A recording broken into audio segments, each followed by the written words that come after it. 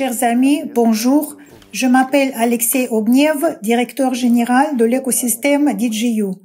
Aujourd'hui, au cours de notre webinaire, nous allons parler des dernières nouvelles. Je répondrai aux questions que vous avez posées dans les chats, que vous m'avez envoyées par email ou par message privé. Nous allons également aborder les derniers événements de l'écosystème. Pendant que vous visionnez ce webinaire, le listing du premier projet commercial de l'écosystème a lieu. C'est une, disons, licorne potentielle, une histoire d'infrastructure puissante. Il s'agit du projet EVA CrossCurve. Vous êtes probablement en train de regarder le webinaire en direct et de participer au listing. Si ce n'est pas le cas, je vous recommande vivement de le faire et de soutenir l'équipe du projet, de soutenir le projet lui-même et d'observer avec nous comment cet événement historique se produit pour nous et probablement pour l'ensemble du marché des crypto-monnaies. Cela nous a pris beaucoup de temps. N'oubliez pas d'envoyer des messages de soutien à l'équipe et à toutes les personnes impliquées dans le projet EVA, dans l'écosystème CrossCurve et tout ce qui s'y rapporte. Pendant le webinaire, nous allons analyser certaines de vos questions.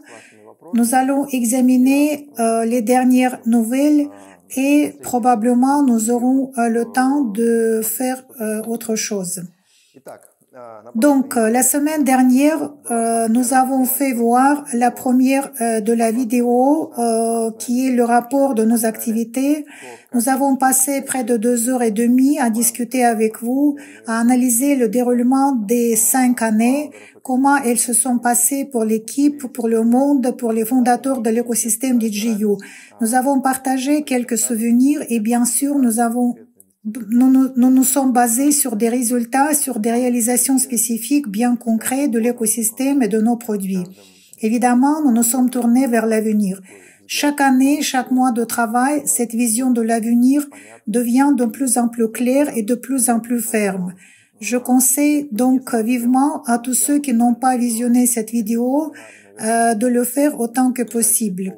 Je pense qu'elle sera pertinente pour les 6 prochains mois car les plans que nous avons décrits seront réalisés au cours des 6 prochains mois de l'année 2025. C'est la procédure de rachat d'actions tant attendue par de nombreuses personnes. C'est aussi la reprise des ventes, l'achèvement de la réorganisation et de l'enregistrement des sociétés, l'obtention de diverses crypto-licences bancaires. Tels sont les plans que nous avons définis pour 2025. Selon notre tradition, selon notre rythme de travail, nous pouvons compter et espérer qu'au cours du premier semestre 2025, nous pourrons réaliser une partie de ces projets et probablement même la plupart d'entre eux que nous essayons de mener à bien. Nous sommes en effet habitués à travailler, à réaliser de cette manière, à prendre de l'avance. À partir de ces événements, je vais parler tout en répondant aux questions de notre public. En évoquant le format de la réunion d'aujourd'hui, soit je lirai certaines questions, soit vous entendrez des questions et des réponses à celles-ci au cours de mon récit. Parce que, de toute évidence, il y a des sujets qui préoccupent beaucoup les gens et nous avons regroupé selon certains sujets. La plupart des questions portent sur les dividendes, sur le rachat, le KYC et certains aspects juridiques. C'est donc dans cet ordre que je vais essayer d'aborder cette première partie. Ensuite, nous nous pencherons sur les projets à venir. Lors du dernier webinaire, il a été mentionné que nous aurions éventuellement le temps de lancer quelques projets supplémentaires cette année, certains faisant partie du fonds de capital risque ou les projets auxquels l'écosystème DJU va essayer de participer. En fait, nous allons partager ces idées. Écoutez donc attentivement. Comme je le suggère toujours, saisissez la séquence des actions et des pensées, la façon dont nous prenons des décisions, dont nous partageons les informations et dont nous obtenons nos résultats. Je vais donc commencer par les sujets liés aux questions. Beaucoup portaient sur le thème du KYC. Il s'agit évidemment d'un élément important. Lors du dernier webinaire, j'ai accordé beaucoup d'attention à ce sujet.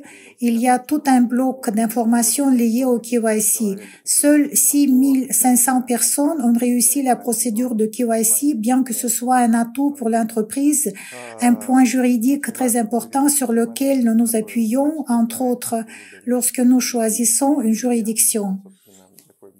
Mon appel est de vous concentrer autant que possible sur la réussite du KYC parce que vous pouvez maintenant le faire de manière planifiée en toute sérénité. Nous avons multiplié par plus de 5 fois la capacité de traitement de vos demandes, ce qui signifie que celles-ci ne s'accumulent plus même s'il y a un niveau élevé d'excitation de demande. Nous avons simplifié le formulaire de demande, vous devez prendre moins de photos, faire moins d'inscriptions spéciales, etc. D'une manière générale, le KYC est devenu plus facile, plus accessible pour la plupart des pays et couvre généralement environ 90% de notre public. Cependant, ayant 22 500 investisseurs copropriétaires de l'écosystème, soit les personnes qui ont acheté des titres, il n'y a que 6 500 personnes qui ont passé le KYC. Nous n'avons pas encore fixé la date limite, mais nous estimons que la première fois où vous aurez besoin de KYC, c'est au cours du processus de rachat d'actions. Lorsque vous acceptez le taux de rachat proposé par la société, il s'agit du prix auquel nous rachèterons l'intégralité de votre paquet. C'est à ce moment-là que vous avez besoin d'un KYC réussi. En d'autres termes, nous ne rachèterons les paquets qu'à ceux qui ont passé la procédure KYC. Il s'agit d'une part d'un point important sur le plan juridique et d'autre part d'une question de logique. Nous devons savoir que vous êtes propriétaire de votre compte et que c'est auprès de vous que nous rachetons des actions et non auprès de quelqu'un d'autre qui y aurait eu accès d'une manière ou d'une autre. Il s'agit donc d'une question de sécurité et en fait d'une question de sécurité de vos investissements et de compréhension à qui est ce que nous rachetons. Donc, une fois de plus, si vous avez l'intention de participer au buyback, assurez-vous autant que possible à l'avance que vous avez réussi votre KYC. On trouve un grand nombre de personnes qui, pour une raison qu'elles connaissent elles-mêmes, ont créé un grand nombre de comptes, pas vraiment un grand nombre de comptes, mais plusieurs comptes. Ces gens ne passent le KYC que pour un seul compte et en possèdent d'autres pour lesquels ils ne passent pas le KYC. Il n'y a pas de réponse définitive à cette question. Il s'agira très probablement d'une approche individuelle. En d'autres termes, si des comptes ont été créés dans le but de réaliser des actions peu claires, il m'est difficile de dire comment nous y procéderons. Mais il n'y a pas beaucoup de cas de ce genre. En général, les comptes ont été créés pour recevoir une récompense de parrainage ou pour réduire le coût d'entrée dans l'écosystème. Même si, à mon avis, ce ne sont pas toujours des choses logiques du point de vue de quelqu'un qui s'associe à un investisseur ou qui s'appelle lui-même un investisseur. Nous examinerons donc probablement chaque cas individuellement. Dans la mesure du possible, je vous invite à ne pas créer de comptes multiples. Nous nous débattons avec ce problème de toute façon et cela n'a en effet aucun sens logique ou commercial. Cela n'apporte aucun avantage particulier, cela ne fait que créer des difficultés supplémentaires pour vous lorsque vous travaillez avec votre portefeuille. Par conséquent, si vous souhaitez participer à la procédure de rachat d'actions et que vous avez demandé et confirmé votre participation, vous devez impérativement vous assurer que vous avez passé le KYC sur ce compte. Si vous avez des cas particuliers et complexes, écrivez bien au service d'assistance, nous nous en occuperons. Je vous appelle ne pas vous y prendre à la dernière minute, vu qu'il n'est pas possible de répondre à ces questions en quelques heures ou même en quelques jours. Deuxièmement, il est probable que des informations supplémentaires vous seront demandées, comme des documents confirmants, au cas où vous auriez un grand nombre de comptes non confirmés, mais je ne parle que de ces personnes. Ceux qui n'ont qu'un seul compte et qui ont passé le KYC ne se verront poser aucune question. Déposez une demande de rachat. Si vous avez pris la décision de participer, étudiez calmement les termes et conditions que l'entreprise vous fournit. La nouvelle du rachat d'actions a évidemment agité notre communauté, surtout après le webinaire que nous avons organisé la semaine dernière. Il y a eu un bloc sur le rachat, sur son importance idéologique et commerciale pour l'entreprise. J'ai été beaucoup soutenu pour cette décision. Sur quoi nous sommes-nous appuyés? Nous avons réalisé que l'entreprise devait se développer et surtout qu'elle voyait une perspective à long terme pour elle-même en interne, pour le public en externe et sur différents marchés. Je parle maintenant des marchés en termes de pays, de blockchain, des marchés IT et de tout le reste. Nous avons confirmé le bien fondé de nos idées, tant sur le plan de la technologie que nous sommes capables de produire à partir d'idées que sur le plan commercial, c'est-à-dire la capacité de trouver des financements, la capacité de trouver des financements classiques et la capacité d'amener tout ce complexe de travail et de tâches à un résultat réel. Un fort exemple de cette compétence clé pour toute entreprise moderne est le projet EVA, et les nombreux projets du fonds de capital risque que nous développons activement actuellement.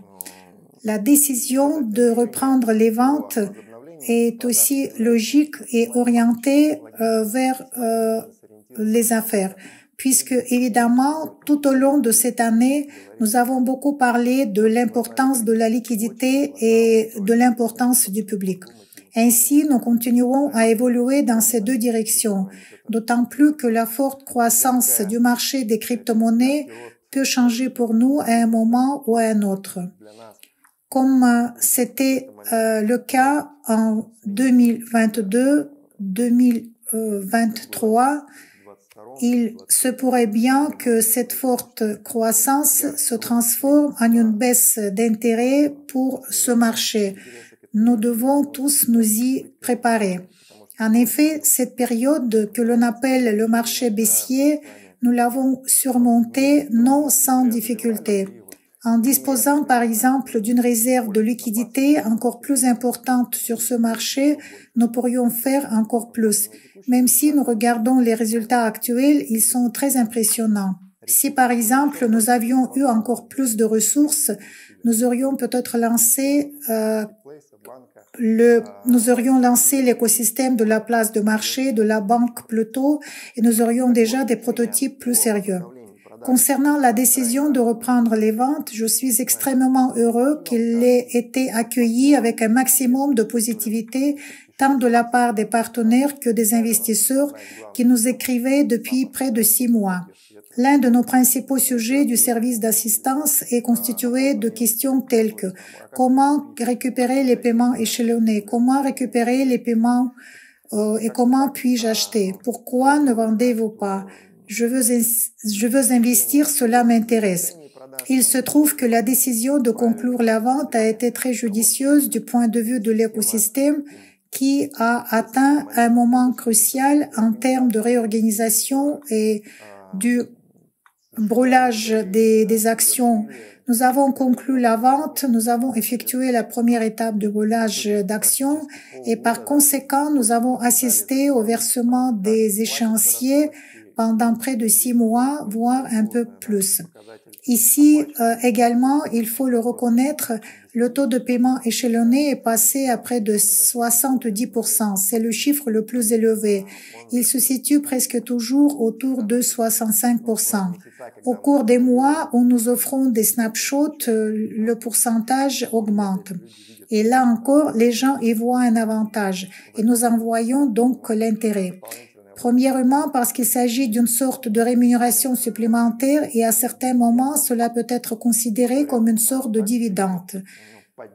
Deuxièmement, il s'agit également d'un soutien au projet dont nous offrons les actions et les tokens.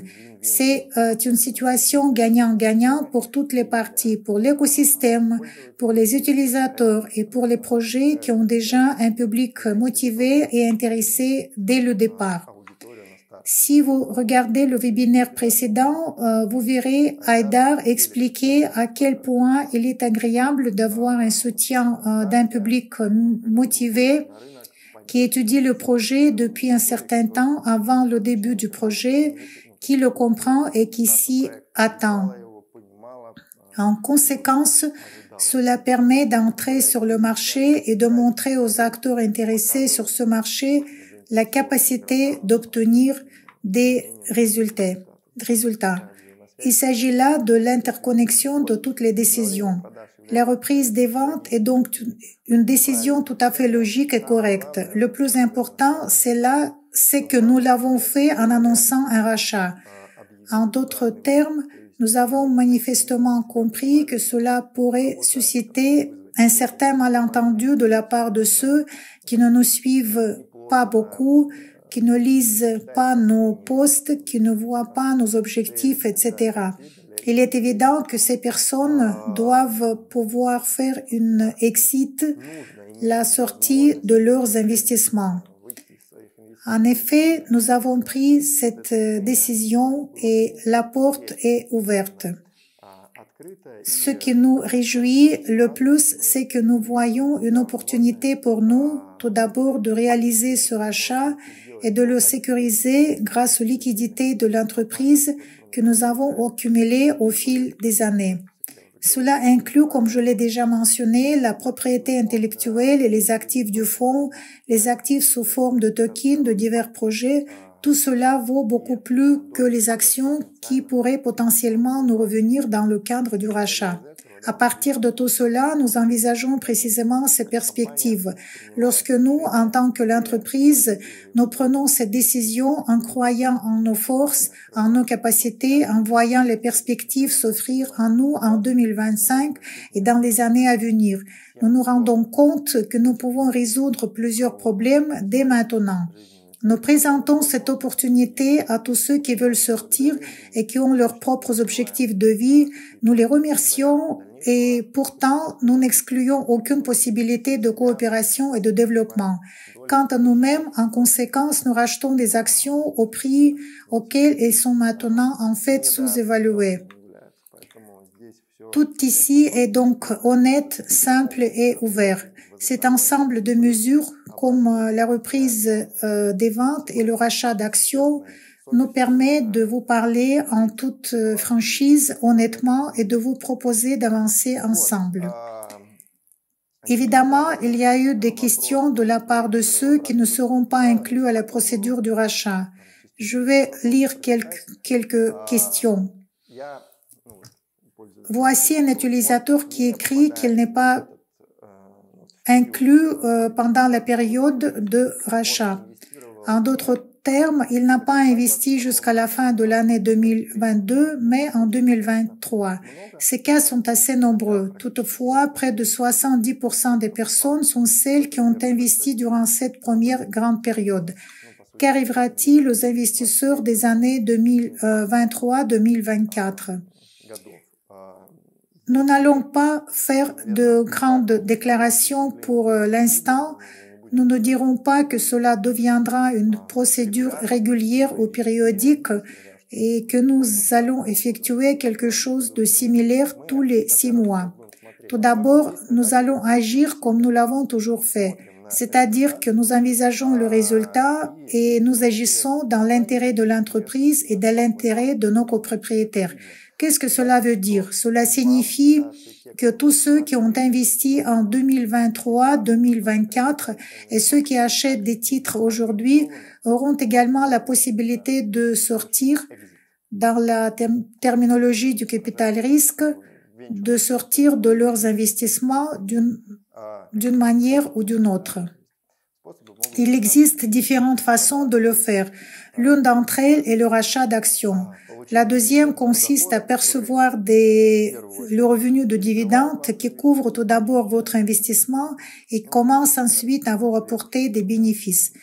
Et enfin, l'option suivante est par exemple l'offre publique des titres. Évidemment, nous appliquons et utilisons déjà le rachat et le revenu de dividendes. L'appel public à l'épargne est une question ouverte. Nous avons répété à maintes reprises qu'il n'y a pas de tâche explicite à nous précipiter pour effectuer de plus en plus rapidement une introduction en bourse ou pour émettre des tokens pour entrer sur le marché public uniquement avec des actions de l'écosystème DJU en tant que société mère. Notre objectif est de construire un grand écosystème, une grande entreprise, une grande société avec une capitalisation de plusieurs milliers de milliards de dollars et de le faire en utilisant des méthodes classiques, en utilisant des technologies modernes. Qu'est-ce que cela signifie? Cela veut dire qu'il existe toujours au moins deux méthodes. Il s'agit d'une offre publique qui implique une introduction en bourse avec ses risques, ses avantages et tout le reste, et un développement en tant que société fermée. Il existe de nombreuses entreprises sur le marché. Vous connaissez mieux certaines d'entre elles et vous n'en connaissez pas d'autres. Il est évident que vous utilisez ces produits, mais vous ne vous demandez pas comment ils sont juridiquement organisés et s'ils sont entrés en bourse ou non.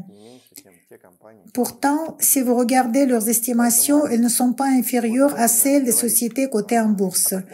Ainsi, nous allons parler probablement de cette méthode de sortie un peu plus tard.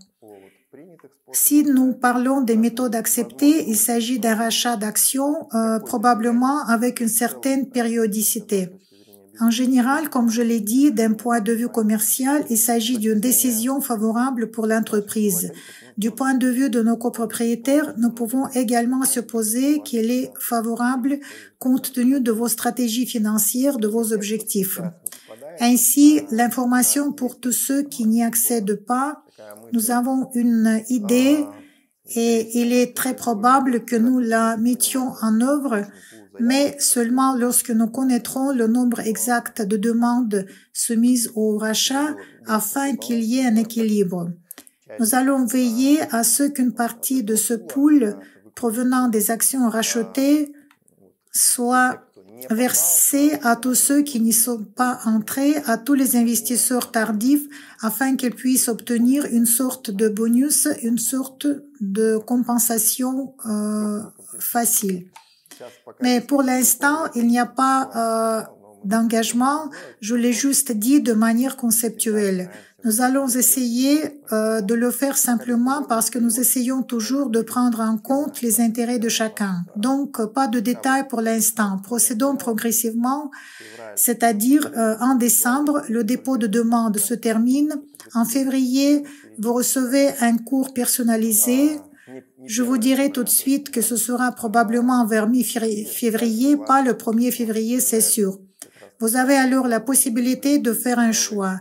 Lorsque vous examinez l'offre que vous fait la société, vous l'acceptez. Si vous l'acceptez, nous vous rachetons tout le portefeuille intégral.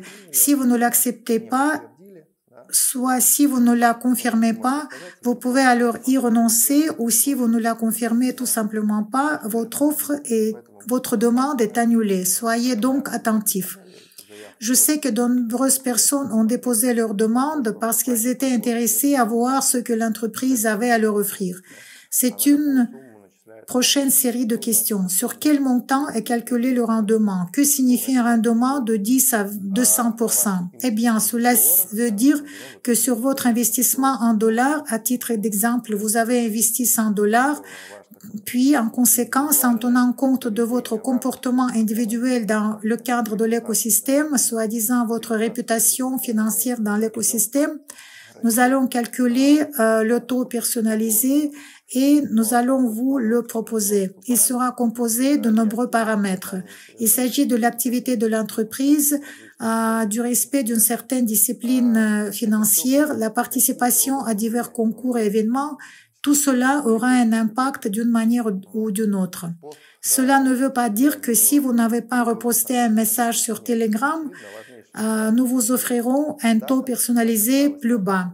Les paramètres les plus importants seront évidemment la date à laquelle vous êtes devenu copropriétaire de l'écosystème.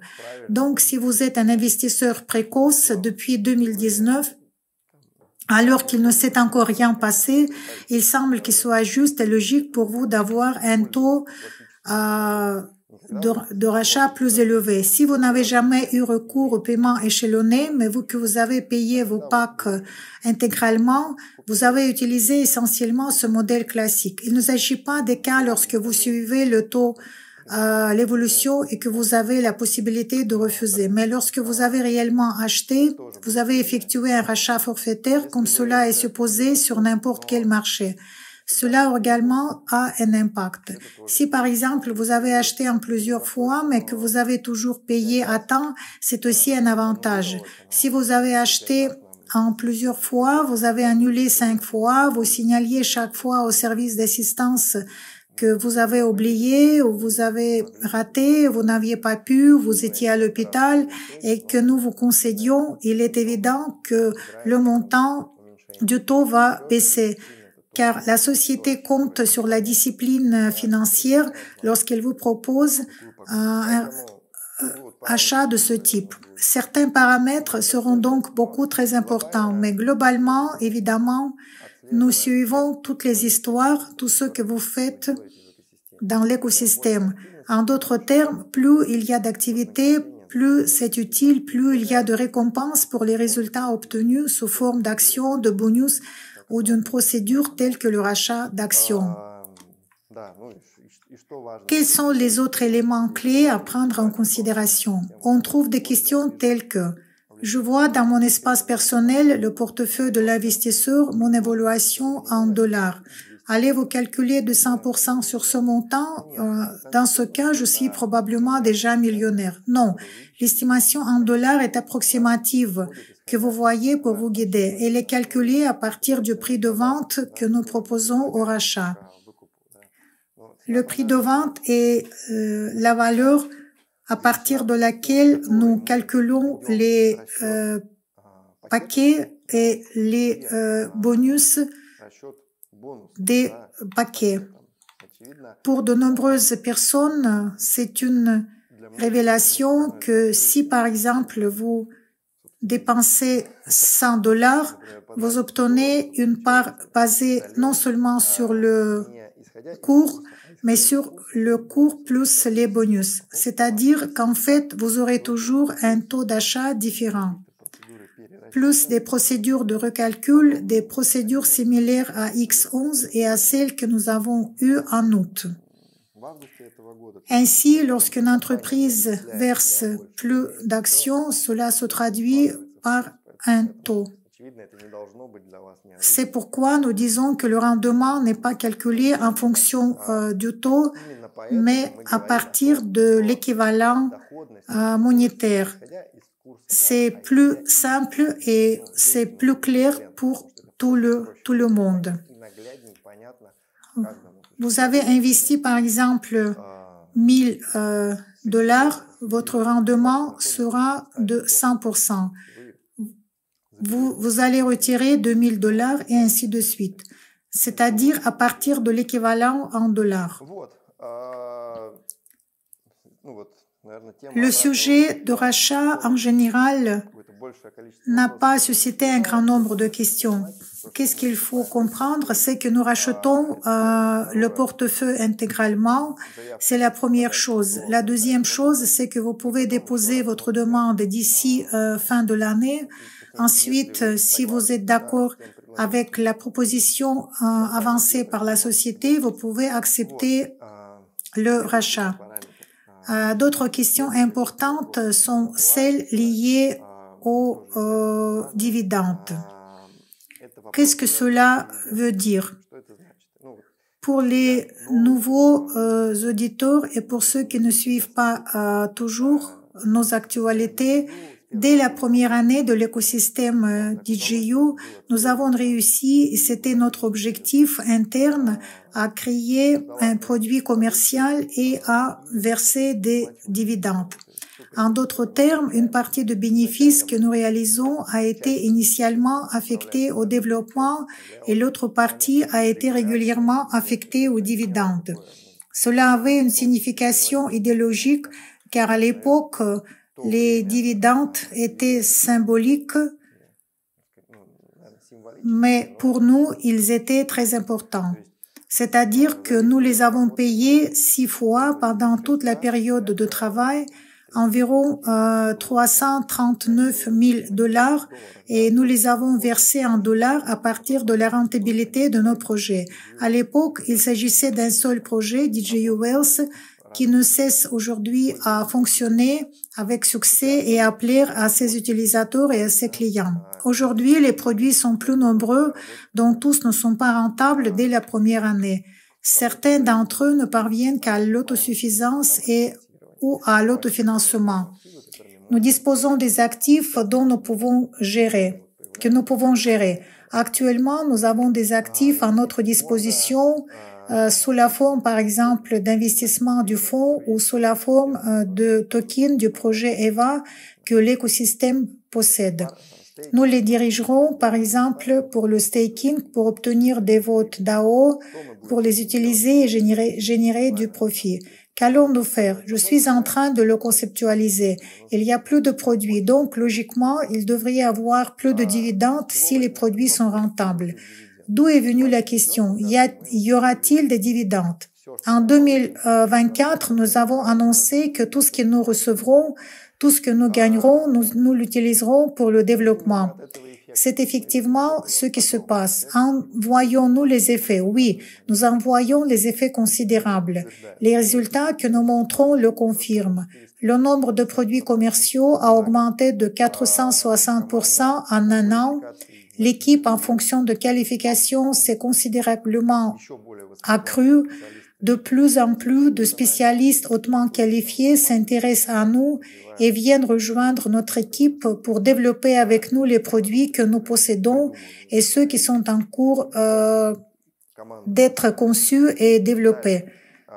Pour 2025, nous ne ferons pas de déclaration aussi ferme sur les dividendes. Autrement dit, nous allons examiner les faits. 2 trimestres s'écoulent, par exemple, disons au milieu du 2e trimestre, nous comprenons déjà approximativement le montant des bénéfices que nous avons générés pour cette période.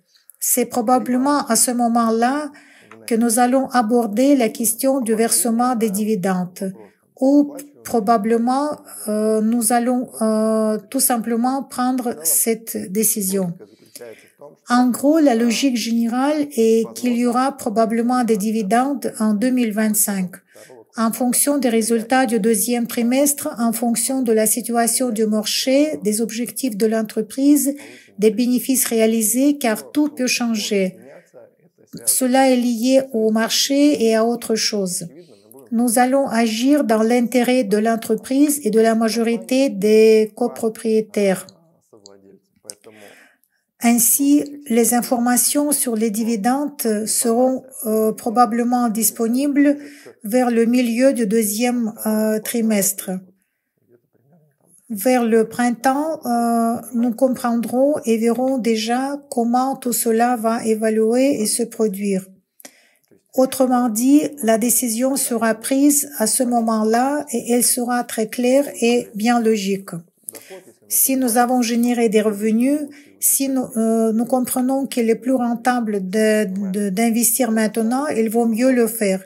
Si nous nous rendons compte que les revenus sont suffisants et que nous pouvons verser une somme intéressante qui fera plaisir à nos copropriétaires, qui va changer vraiment quelque chose d'important, l'attitude envers l'entreprise, alors évidemment nous allons le faire. Encore une fois, je m'adresse à tous ceux qui posent ces questions.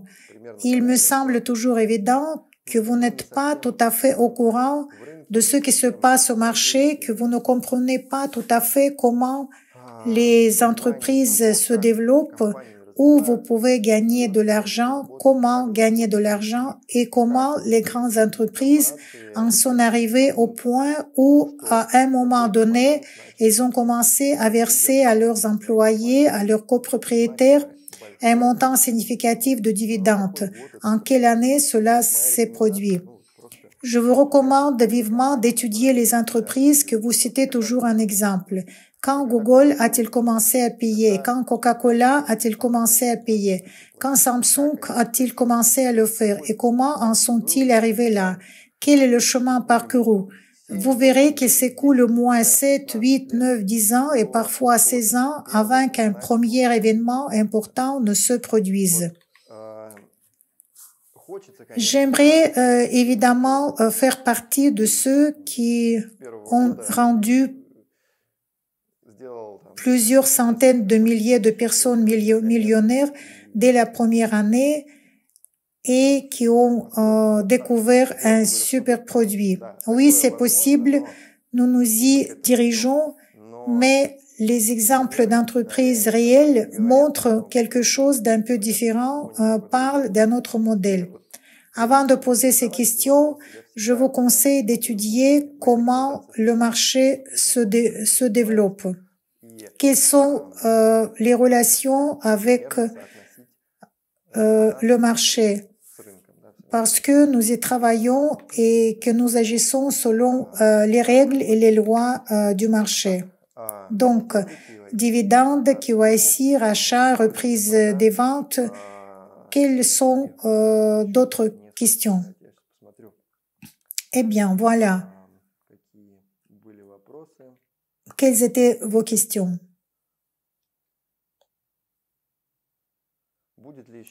Est-ce qu'il y aura encore une augmentation d'actions de type X11?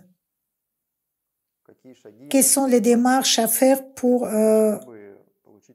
obtenir un rachat d'actions? En gros, j'en ai déjà parlé. Si nous parlons de recalcul, de versement supplémentaire d'actions de type X11, il n'y a pas encore de réponse définitive. Elle sera claire au moment où nous choisirons une juridiction et commencerons à ouvrir une société. C'est-à-dire que nous nous rendrons compte que, par exemple, nous devrons le faire à nouveau. Les informations vous seront fournies généralement à l'avance.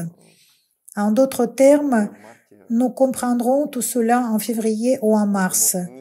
Globalement, nous avons encore le nombre d'actions que nous pouvons potentiellement redistribuer en fonction des spécificités juridiques et des objectifs juridiques.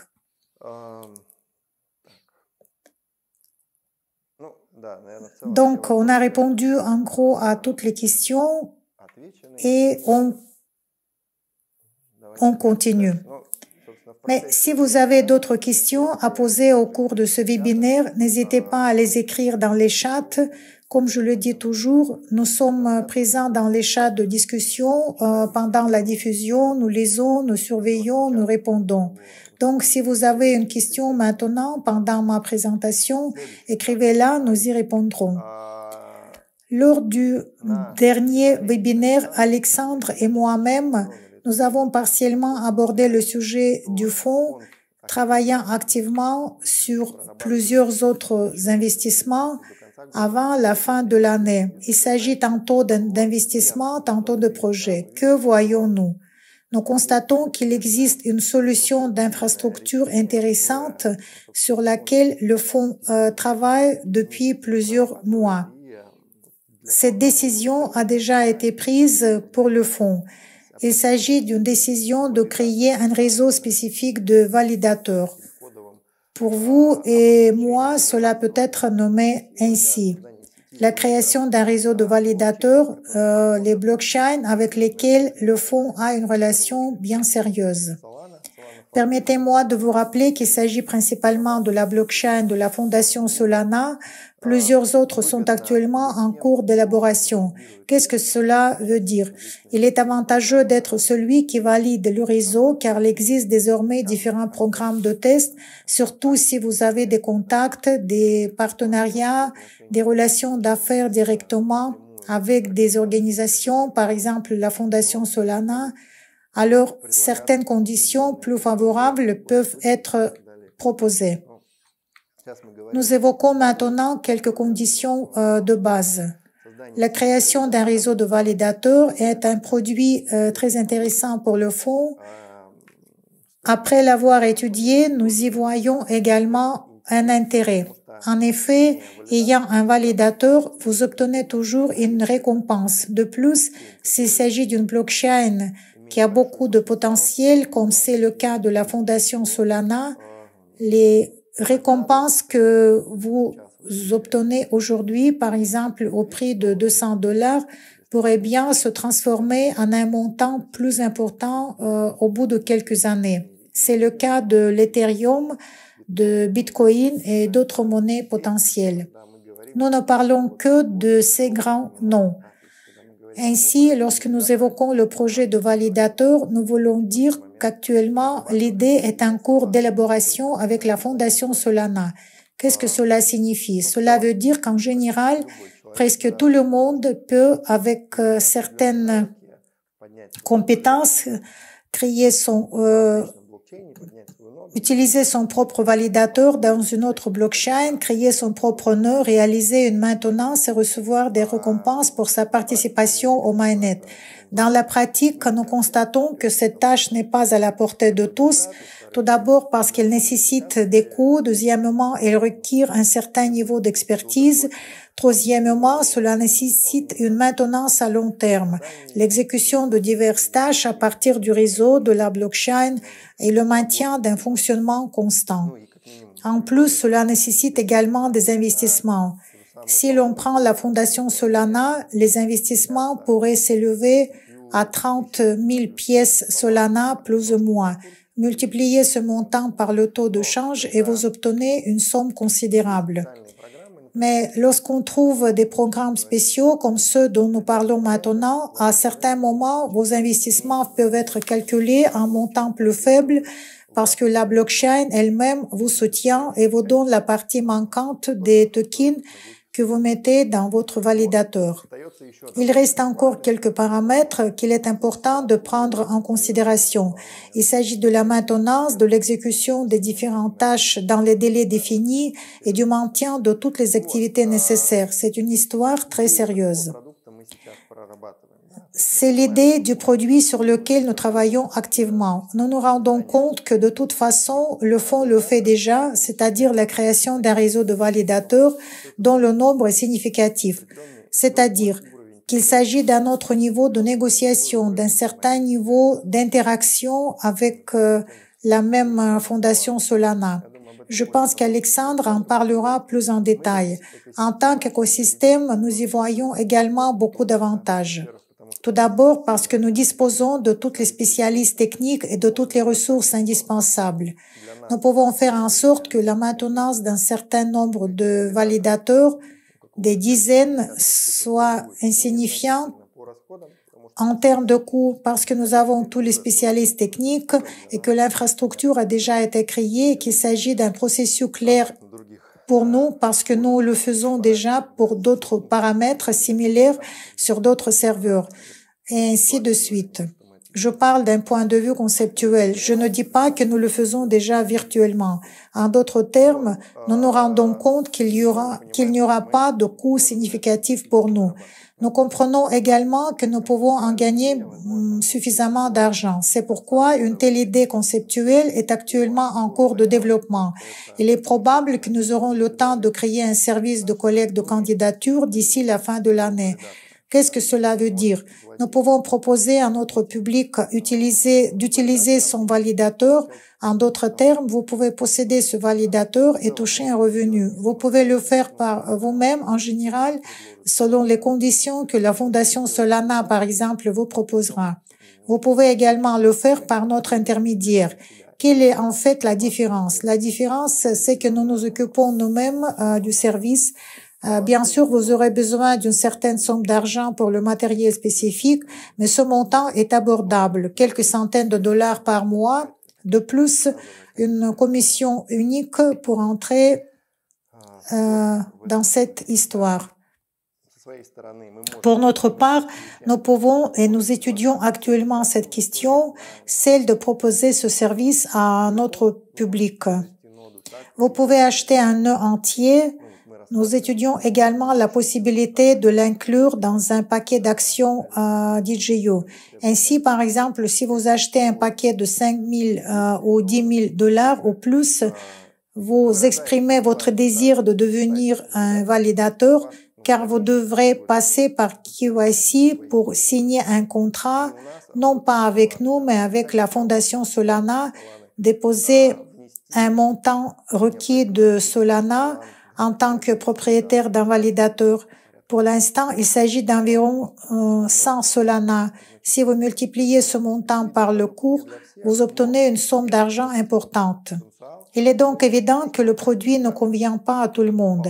Mais si nous examinons le potentiel, nous pouvons voir qu'il peut s'agir d'un autre produit, celui d'infrastructures solides offrant un partenariat avec un acteur sérieux du marché.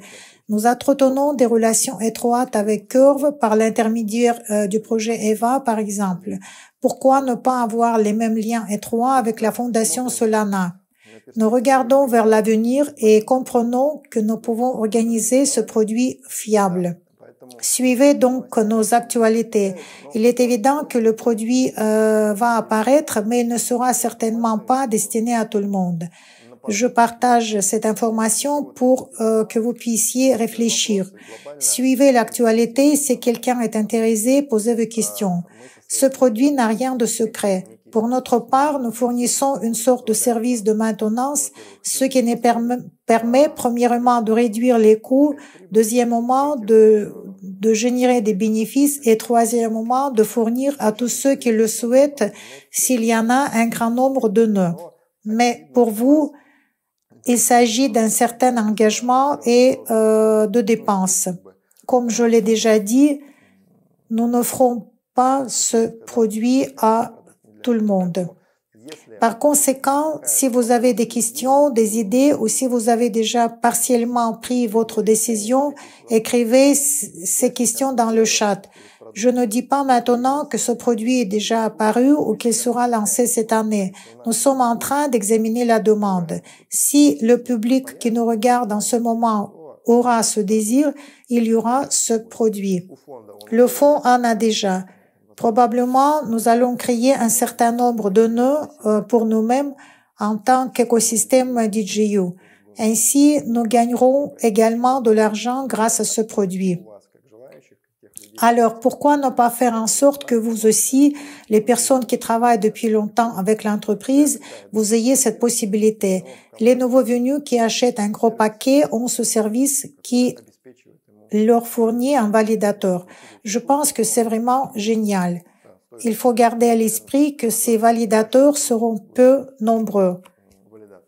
Donc, suivez les actualités. Si vous êtes intéressé, des détails vous seront communiqués d'ici fin de l'année. Quant au lancement du produit, il aura lieu un peu plus tard. Enfin, la nouvelle la plus brûlante, la plus joyeuse, la plus cool qui puisse être à la fin de l'année et que nous attendions avec tant d'inquiétude et d'impatience. Il s'agit du listing d'EVA. Vous visionnez ce webinaire le 20 décembre. Nous l'avons enregistré le 18 décembre, soit quelques jours avant, et vous savez probablement déjà comment il s'est déroulé. Nous nous préparons maintenant, nous croisons les doigts et nous savons déjà qu'il s'agit des principales plateformes. Ce sont Gate, KuCoin, Mexi, des bourses crypto sérieuses pour le listing. Je sais avec certitude que l'équipe travaille dans ce sens depuis très longtemps. Actuellement, presque personne ne dort, tout le monde travaille, tout le monde s'y prépare. C'est pourquoi je félicite tout le monde pour cet événement. Je vous invite à vous concentrer le plus possible et à soutenir à la fois l'équipe et le token et suivre comment cela va se réaliser. En fait, vous suivez cela déjà depuis quelques années, mais il est important de garder à l'esprit qu'EVA est un projet d'infrastructure très sérieux avec de grands partenaires, avec de grands fonds que le et que le round A est déjà en cours de préparation. Je pense qu'il y aura des détails l'année prochaine. Il s'agit de développement de produits. C'est un produit dont les résultats sont déjà incroyablement intéressants. 2 milliards de transactions en dollars, un grand volume de liquidités bloquées, plus de 20 millions de dollars à l'heure actuelle. Le produit le plus fiable. Si quelqu'un n'a pas encore utilisé le pont EVA et toute l'infrastructure que nous avons construite, n'hésitez pas à le faire. C'est facile et simple. Il suffit de cliquer sur quelques boutons pour déplacer des liquidités et c'est très cool. Dans l'ensemble, EVA couvre un grand nombre de paramètres clés. Le moment est venu d'émettre le token qui a également beaucoup d'utilité et d'applications en soi. Le modèle est conçu pour croître à long terme. Nous voyons que le marché peut être différent, mais le modèle tokenomique à long terme que l'équipe a choisi est un modèle classique qui est déjà en train de devenir une norme sur le marché. Il s'agit d'un modèle similaire à certains égards à celui de Curve Finance, qui est un acteur de premier plan sur le marché du financement décentralisé.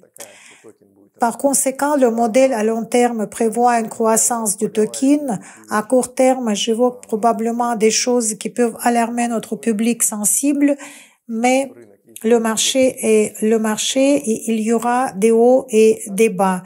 Nous ne devrions donc pas être surpris par cela.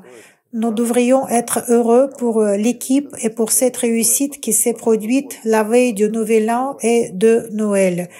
C'est à ce moment-là, lorsque le Bitcoin atteint 108-110 000 dollars, que nous entrons sur le marché avec notre premier produit. C'est une grande réussite pour l'écosystème DJU, pour l'équipe, pour l'écosystème EVA. Il ne reste qu'à applaudir à tous ceux qui ont obtenu ce résultat formidable. Je félicite tout le monde. Le webinaire se déroule probablement au moment même où tout cela se produit. Écrivez vos commentaires. Vous le savez déjà, c'est l'avenir. Je ne peux que l'anticiper, en parler et me réjouir avec vous. En fait, à mon avis, c'est tout. Nous avons abordé toutes les questions principales. Maintenant, nous sommes heureux pour EVA et nous continuerons à l'être car c'est un atout énorme pour l'écosystème et une autre source de revenus.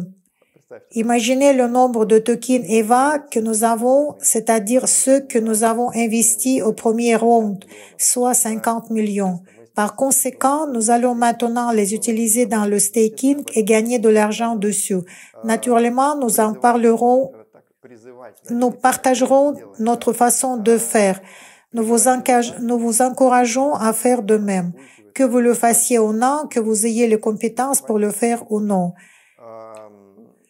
Je vous ai parlé de cette autre source de revenus. Je vous ai parlé des validateurs qui sont également un produit solide et bien clair que nous pouvons avoir.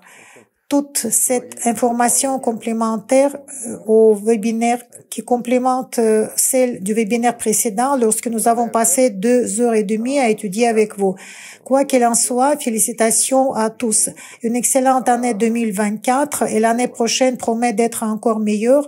Je vous remercie pour le temps que nous avons passé ensemble aujourd'hui, pour les questions que vous avez posées. Joyeux Noël et bonne année. Prenez soin de vous.